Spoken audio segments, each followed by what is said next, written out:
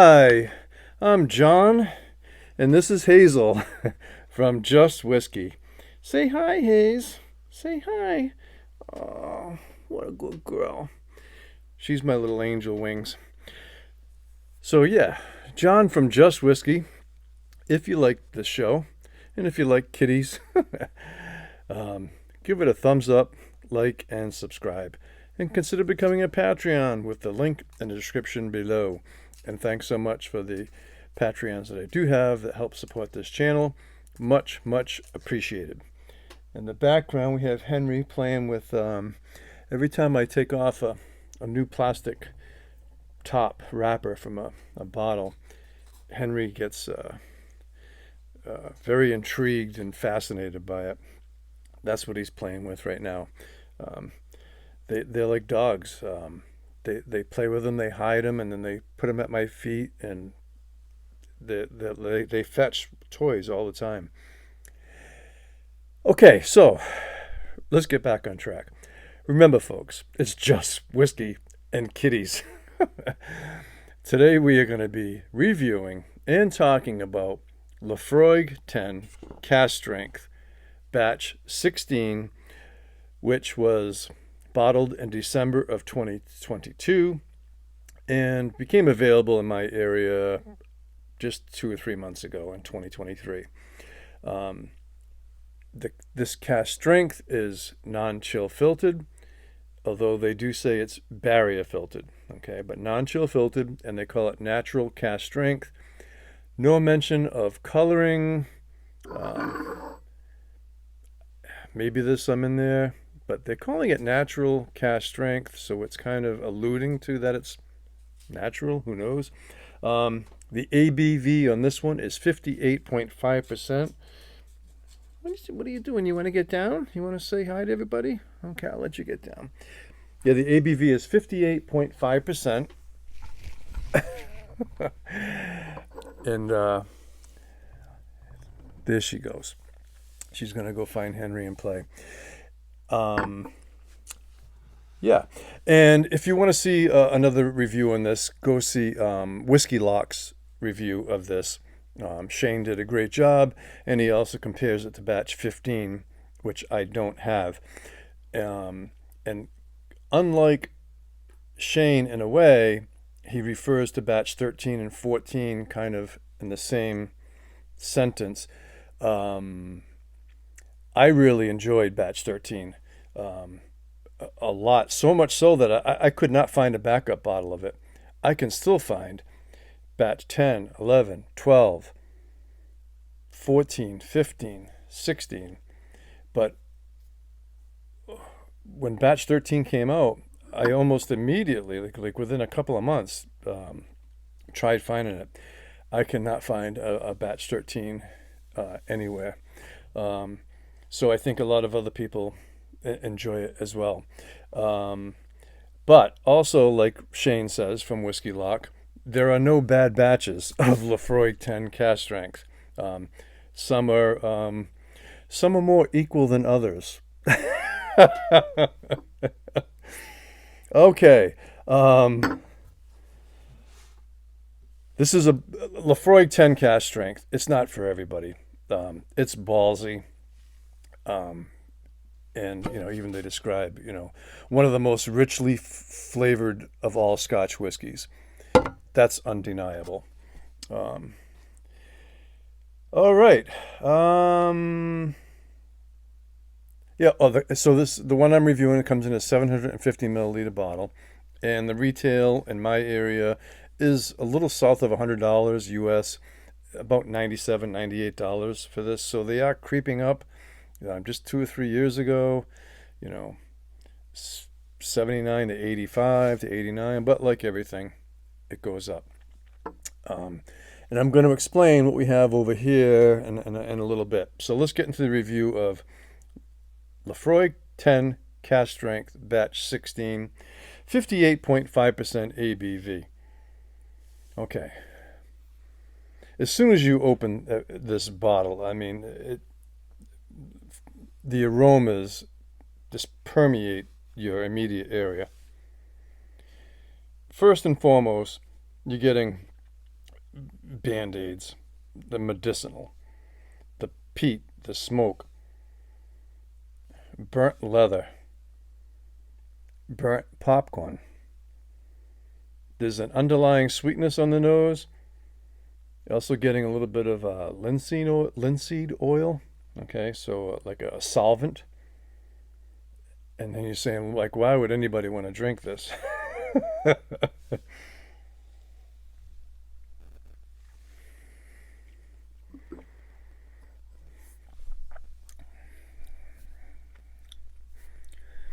But then the palate really surprises you in a good way.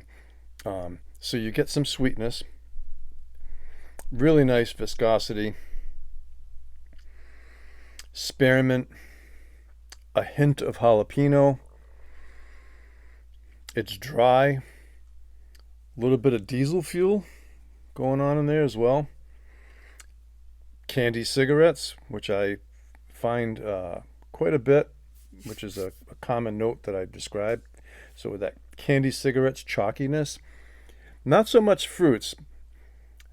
Maybe if, someone with a better palate than me really dissected it, maybe there's some buried in there, but I'm just going to call it some chalky candy cigarettes in there. Of course, you have the peat, you have that oak spice, that tongue prickle, and there is a little, if I really search, there is a little bit of salinity in there, a little bit of salt, but I'm not finding it as much on this as I have in other scotches, not necessarily Laphroaig. Sometimes the salt really comes out, so maybe it's just my palate tonight, that the salt isn't really but there is a little bit of that in there. Let's go for the finish.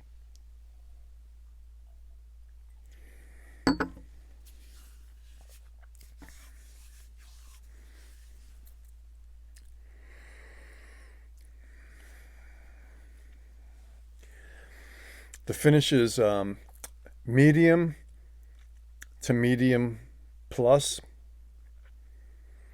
dry, so a slight sweetness, dry, mouth puckering, not astringent though. That peat smoke, a little bit of ash, and that oak spice, but it's all very integrated.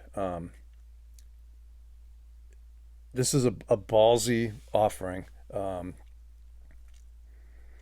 but if you let it open up a little bit and let your palate acclimate, and really take your time with it, and play with water too. I've already played with water, and another thing that I've been experimenting with is I still have this bottle from which I reviewed a long time ago.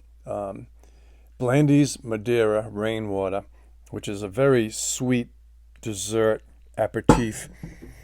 And I've been playing around with putting a few drops or half a teaspoon and to try to get somewhere close to the most recent Laphroaig Carchus, the White Port and Madeira, which I previously reviewed, which I absolutely thoroughly enjoy. I gave this the good score. I don't remember what I gave for a score. I gave it a very good score.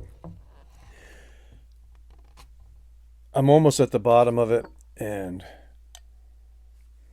just comparing these two, it's apples and oranges. I mean,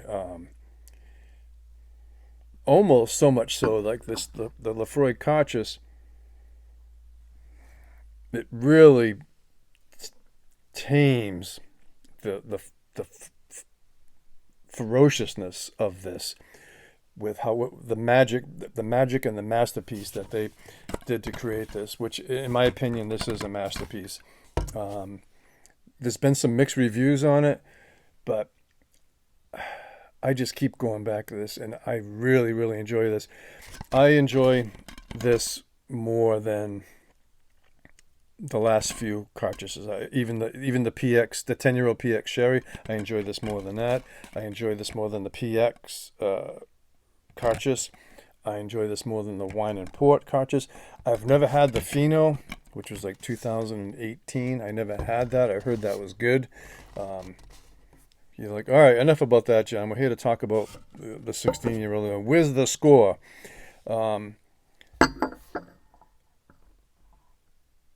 If I had to choose one to buy a backup bottle of, it would be the Carchus White Port and Madeira. I absolutely love this. But money's getting tight these days, and close to $100 now for each one of these bottles. It's a lot of money, so it's challenging to justify buying a backup bottle of anything that when you get to these kind of price points. But I would buy multiple backups of this Laphroaig Carchus. Absolutely love it. So the Laphroaig Carchus beats the new Laphroaig 16, in my opinion, for my enjoyment, for my palate.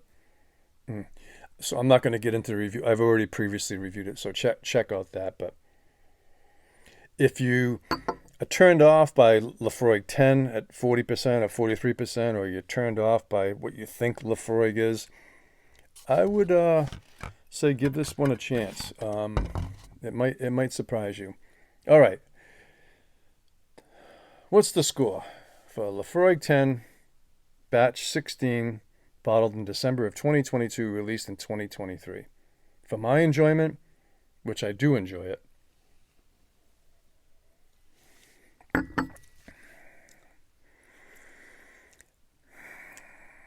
I'm probably going to go 86 to 88, but I'm going to settle on an 87. I wouldn't go 88 for my enjoyment. This is 87, an 87 minus, an 86 plus or an 87 minus, but I'm going to settle on an 87 for my score on this, because I know that as this goes down in the bottle, that it's going to open up even more and more, and that peat and the aggressiveness is going to kind of diminish a little bit, and it's going to settle down a little bit and become a little more friendly. But yeah, so I hope that was fun, and hope you had enjoyed the intro with Hazel, and give it a thumbs up, please. Like and subscribe, and consider becoming a Patreon with the link in the description below. Hats off to you all, and take care, folks.